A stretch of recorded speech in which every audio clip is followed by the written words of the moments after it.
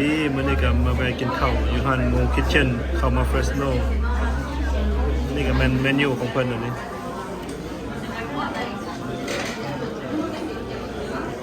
มีหลายอย่างจีปาเต้ก็มี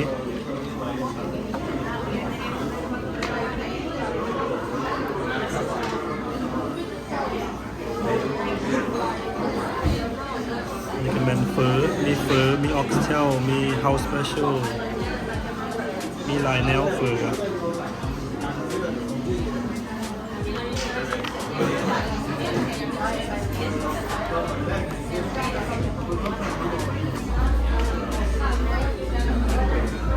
แบบข้าวปุ้นก็มีข้าวปุ้นใส่เลือดทานเป็นคนเต็ม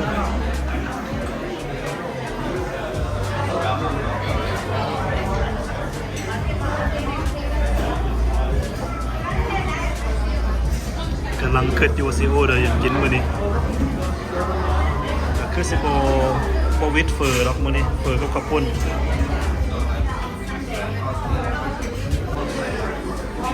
เอาเฟอร์เขาก็มาฮอดแล้วนี่มีเฟอร์ข้าวปุ้นครับ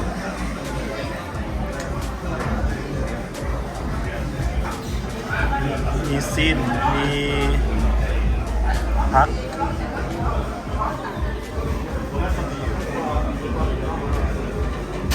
เบิ่งเป็นตาแซ่บเด้อมากินนำกันเด้อมาเด้อ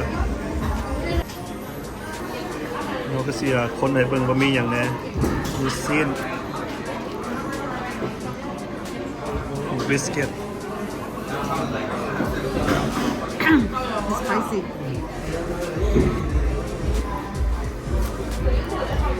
โอ้คักทานนี่ไปสนใจมากินเด้ออยู่ใกล้อยู่แมคเคนนี่กับเฟิร์ส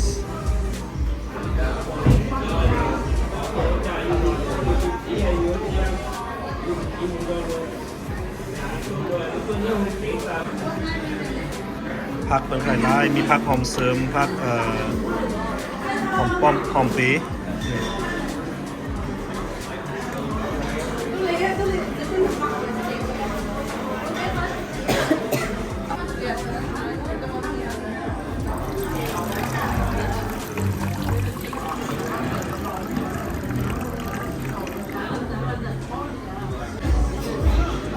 เพิ่นก็มีมักถั่วดินมีน้ำมันหอยมีศิราซามักเพชรมักเท่าใดกับปรุงเอา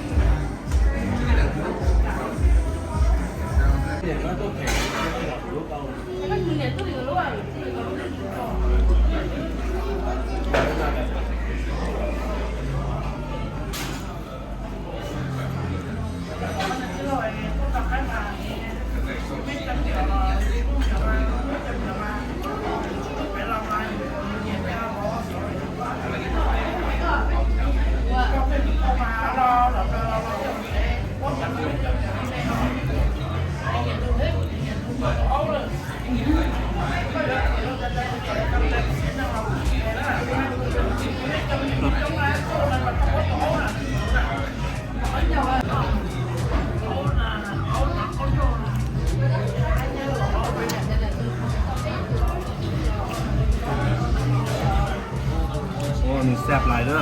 มดแล้วนี่เดี๋ยวที่ถ้วยเบาแล้วนี่สนาใครมาเฟสโนมาเวเด้อโง่คิทเช่นคำสุดท้ายแล้ว tastes good แซ่บหลายมดมือมดเหลือแต่น้ำมดแล้ว